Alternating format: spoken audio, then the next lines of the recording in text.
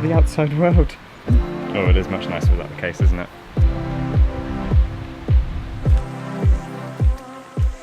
Hey, how's it going everyone? Welcome to Magome Japan. So last week, Apple announced the iPhone 11 Pro and of course the iPhone 11. And I've had my hands on it for the past week or so, and I've been getting some shots of it. I even went to the event itself. But in this video, I'm going to be talking about the photography modes and the camera specifically on the iPhone 11 Pro. I've got the Max version here, but it should be pretty much the same on the iPhone 11 Pro.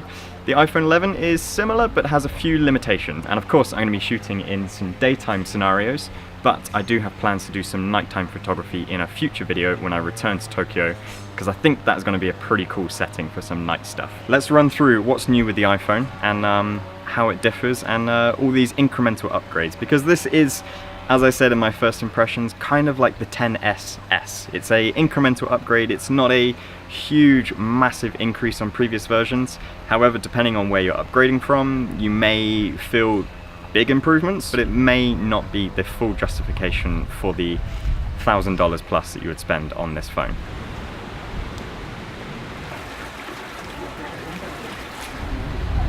So with this being a device that's been loaned to me as a pre-release device, I need to be very careful about showing it in public and stuff. So I'm not able to kind of flex my creative skills all that much. However, I can still hopefully show a lot of the details and sort of functionality of the camera. These just may not be my best images, of course. So we've now got 3 cameras on the back to work with, all of which are 12 megapixels. There is the main camera, which is the wide. In terms of a full frame field of view, this is the equivalent of a 26mm and has a f1.8 aperture. It also has optical image stabilization and 100% focus pixels across the whole sensor. There's also the tele lens, which we've known on previous models. This is now a f2.0 aperture and also has the optical image stabilization and the equivalent field of view of a 52mm lens. Now the new addition for this year is the ultra wide. This has the equivalent of a 13mm and has an aperture of a 2.4. This, however, doesn't have optical image stabilization. In terms of ultra wide, the angle of view is 120 degrees, so that is a extremely wide view. I personally don't like shooting too wide. I like to control my distortion and maintain verticals correctly. So those are the 3 options on the back of the 11 Pro and 11 Pro Max. But on the iPhone 11, we only have the 2 lenses, and that is the ultra wide and the wide, both of which will be the exact same hardware that we've got on the 11 Pro, so the camera quality for those 2 field of views will still be identical. So for iOS 13 on these new iPhones, we've got a new interface to work with in the camera app. So I'm talking predominantly with the native camera app. Of course, you can use third-party apps, but unfortunately, because this is a pre-release model, you can't access the ultra-wide when using third-party apps just yet. So with this new interface, we've got what's kind of like a new rangefinder style, where you can actually compose your shot as standard, but using data from the ultra-wide lens, we can actually see what's outside of the frame. So this is when you're shooting in the wide mode and the tele. So this is similar to what I have when I'm using the optical viewfinder on my X100F, or if you're using an old-style rangefinder. It's really great for street photography because you can just kind of see action happening just outside and you can quickly work to it. If you don't like shooting in that mode, you can actually change it in your settings. Equally, if you shoot in the tele or the wide mode, after you've actually taken your shot, you can go into your photos, or you can edit and get extra data from that ultra wide. This is pretty great. Again, it can auto do this. I've actually disabled it because I always want to have my composed shot as I took it.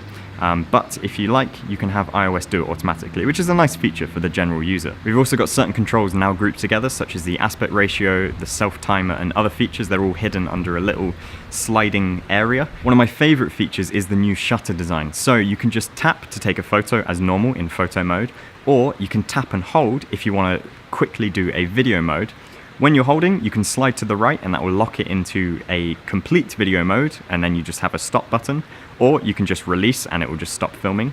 The other option is when you're holding, if you slide to the left, that will change it into a burst photo mode. There's also a new night mode that I mentioned previously. I have taken some shots already in the nighttime, but I want to spend more time kind of exploring it and kind of experimenting around with it, especially with varying light in dark scenes.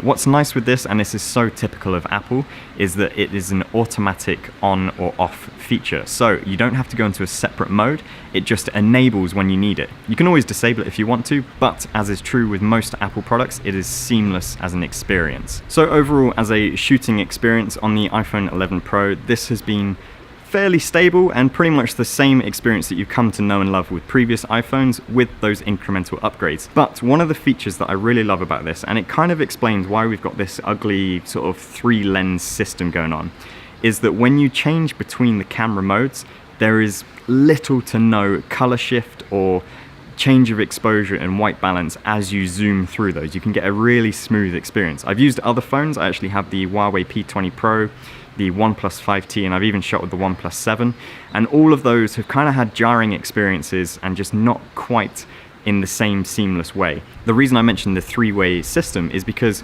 all of these lenses are equidistant from each other, and I'm sure the way that Apple have designed it is so that when you are changing, there's no significant jump in sort of angle of view and whatever in your composition, and the software does really well to make it a smooth experience. You can see a slight change if you do it slowly, but for the most part it is a smooth experience. With this new 3-way design, I have found myself kind of getting my fingers in the way sometimes, so you do just need to change the way that you shoot. One of the extra features that I'm noticing on it is there's a metal ring around the lens, so I'm wondering if that's magnetic, similar to the DJI Osmo Pocket.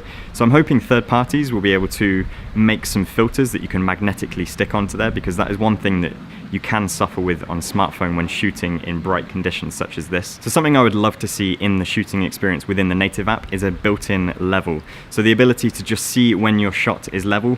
In particular, this would be so useful on the verticals, especially when shooting with that ultra wide, because you do get some serious distortion. It takes a lot of skill to be able to shoot correctly in ultra wide. Now, one thing that I am kind of worried about as a global phenomenon, because the iPhone is literally the most popular camera in the world, how is this ultra wide going to change trends within photography? To the general user, they're kind of going to be taking shots that, you know, just fill groups or just get everything in frame. And from a creative perspective, you may start to see very trendy, distorted images, or rather very popular images being distorted. And I'm just wondering how that's going to affect digital photography as this moment in history, because the iPhone is so popular. That being said, the variety of lenses is a huge bonus. It is amazing creative control, because to zoom from the ultra wide to the wide to the tele is actually a significant difference. So I've got some examples that show how you can go between the three and how it really changes, and the detail you can see in it is really impressive. Basic editing of the photos within the Photos app is adequate. It's good to kind of get you started. I personally prefer to use Lightroom, and again, I use Lightroom Mobile quite a lot when I'm shooting. Equally, I can use the Lightroom camera, but as I said, you can't use the ultra wide currently on that. Likewise, it would be nice to have a filter on there that I could shoot in a flatter color profile so that I can edit things further. And the biggest thing that is an issue for me is there is no raw photo mode in the native camera app. I'm going to keep mentioning this because Apple are marketing this as a pro photography mode, and can you really call it pro photography mode if it doesn't have RAW? I don't think so. This is marketing at its kind of most obvious, but unfortunately it just doesn't hit the mark on its name. Now, it's not to say that the phone can't do it, because third-party apps can shoot in RAW. There are APIs for that. So the hardware is definitely capable, you can do that. It's nice to have that button on the home screen to go straight to the native app. And that brings me to my next thing, which is missing from this phone, which I do sorely miss, and that is the 3D touch. So there's no longer the 3D touch to tap that camera icon on the home screen. You don't have to do the new touch on here with the haptic feedback.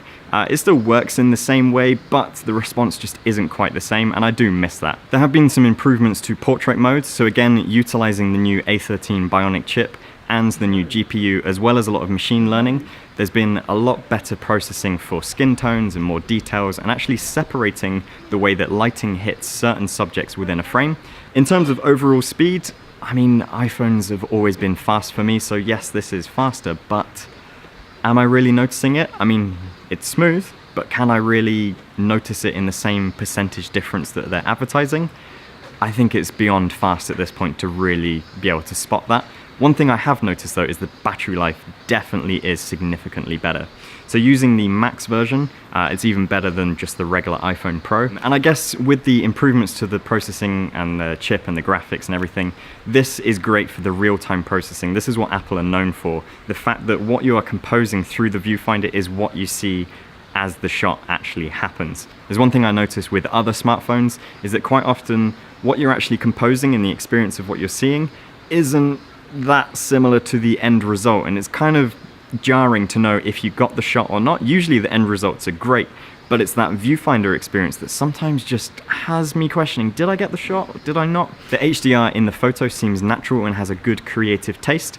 Other manufacturers that I've seen have kind of blown up the shadows to reveal all of the details, and sometimes it just looks a bit too over-processed and just not to my taste. I generally like to work on my images and have a nice natural shadow fall off and highlight roll off. And I think that's where there's a difference in opinion between different smartphones for photography.